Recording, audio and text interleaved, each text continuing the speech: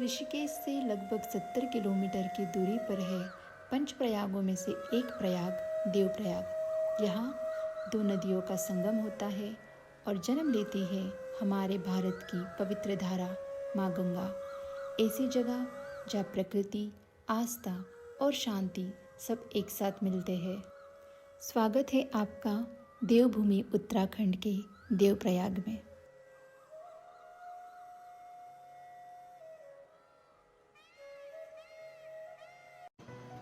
तो मेरा सफ़र शुरू हुआ महाराष्ट्र से और सबसे पहले मैं गई सूरत, क्योंकि वहीं से मेरी हरिद्वार की ट्रेन थी और वहाँ से मुझे मेरी 2 फ्रेंड्स भी ज्वाइन करने वाली थी। तो हम जाने वाले थे गोल्डन टेम्पल ट्रेन से, लेकिन वही हुआ जिसका मुझे डर था। हमारी टिकट्स कंफर्म ही नहीं हुई। बट मैंने थोड़ी स्मार्टनेस दिखाई थी और नेक्स्ट डे की एक्स्ट्रा टिकट मैंने ऑलरेडी बुक करके रखी थी, जो बांद्रा से हरिद्वार के लिए ट्रेन थी। और फिर ट्रेन में ये बच्चा मिल गया और इसके साथ टाइम कब चला गया हमें पता ही नहीं चला। एक आना, इधर देखो ना। हाय हाय।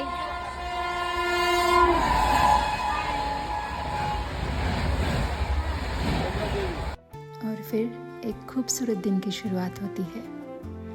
हर स्टेशन के साथ लैंडस्केप भी बदल रहे थे और सुबह की खूबसूरती, हरे भरे खेत, ये गांव, खूबसूरत पहाड़, नदियाँ, जैसे मुझे अपनी तरफ बुला रहा था, जैसे ये सफ़र खुद एक कहानी हो। हरिद्वार से देवप्रयाग का रास्ता एक सुकून भरा और खूबसूरत पहाड़ी सफ़र है। यहाँ से लगभग 70 किलोमीटर की जर्नी है। आप यहाँ टैक्सी या बस से पहुँच सकते हैं। देवप्रयाग का रास्ता पहाड़ों और घाटियों से होकर गुजरता है। ऋषिकेश से आगे शिवपुरी और वही रास्ता आगे आपको बद्रीनाथ लेके जाता है। अगर आप टैक्सी से आते हैं तो आपको आने के लगभग 2 से 3 घंटे लगे जाएंगे। शिवपुरी के आगे कोडियाला आता है, जहाँ पे कोडियाला बीच बहुत ही सुंदर जगह है। वो बीच मैं आपको नेक्स्ट वीडियो में दिखाऊंगी।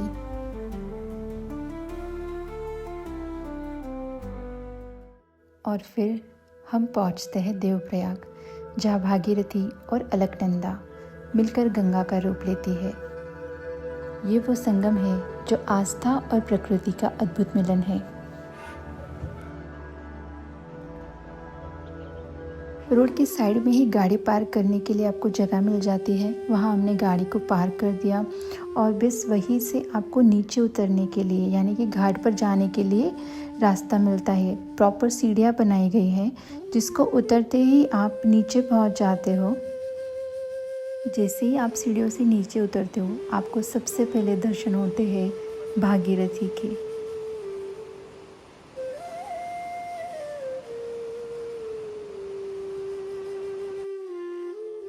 सीढ़ियों से नीचे उतरकर ये झूला पुल है, उसे क्रॉस करके हम जाएंगे मंदिर।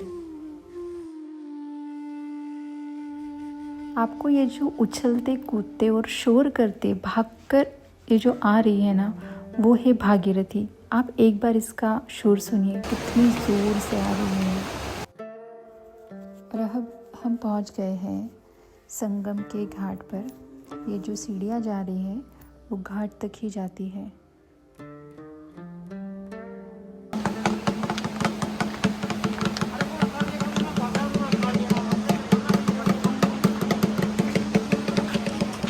इधर से ना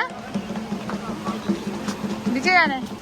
और अब मैं आपको दिखाती हूँ संगम, जहाँ पे भागीरथी और अलकनंदा का मिलन होता है और वहाँ से ही माँ गंगा बनती है।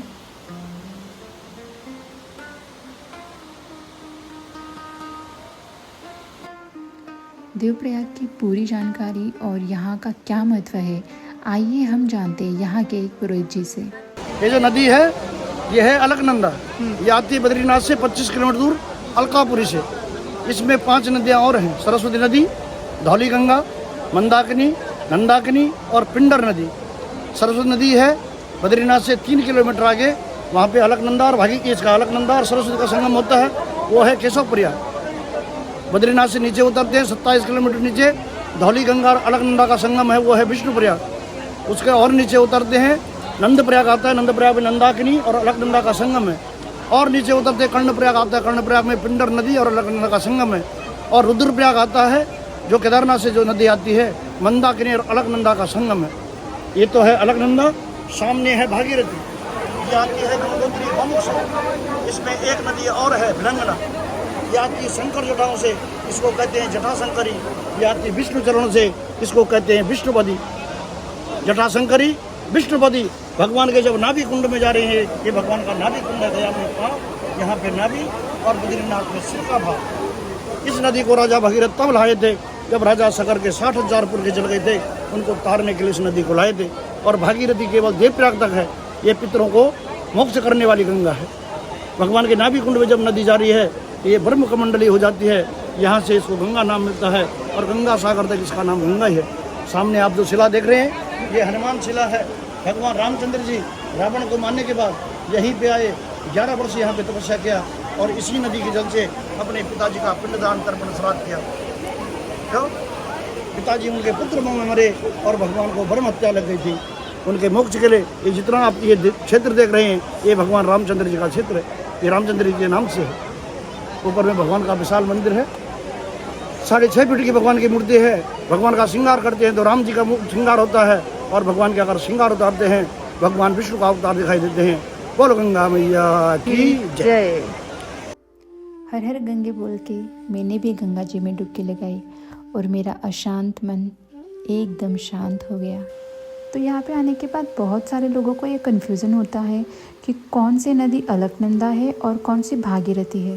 तो मैं आपको बता दूँ कि ये जो ज़ोर से चहकते भागते हुए आ रही है वो है भागीरथी, और ये जो शांत है, स्थिर है, वो है अलकनंदा, और यहीं से बनती है माँ गंगा। मैं हमेशा सोचती थी कि लोग आखिर इतनी दूर पहाड़ों में मुश्किल रास्तों से होकर दर्शन करने क्यों जाते हैं। क्या बात है इन यात्राओं में जो लोग सब कुछ छोड़कर यहाँ आते हैं। फिर जब यहाँ आई और खुद वो अनुभव किया, तब समझ में आया कि आखिर लोग क्यों इतनी दूर यात्राएं करते हैं। यहाँ आकर जो शांति और जो सुकून मिला वो कहीं और मिलना मुश्किल है।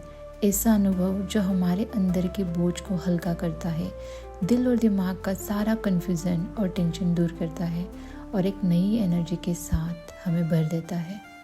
और फिर मन में शांति लिए और नई एनर्जी के साथ हम भी निकल पड़े अपने अगले मोड़ पर। आज का ये वीडियो आपको कैसा लगा कमेंट बॉक्स में मुझे ज़रूर बताना, और हाँ, एक लाइक ज़रूर कर देना। जब मैं देवप्रयाग गई थी तो मैंने कभी नहीं सोचा था कि ये वीडियो मैं कभी यूट्यूब पर पोस्ट करूँगी। अगर मैं आज पोस्ट कर रही हूँ तो आज मेरा बर्थडे है और मैं चाहती थी मैं कुछ स्पेशल पोस्ट करूँ, और इसीलिए मैं ये वीडियो पोस्ट कर रही हूँ। Thank you everyone.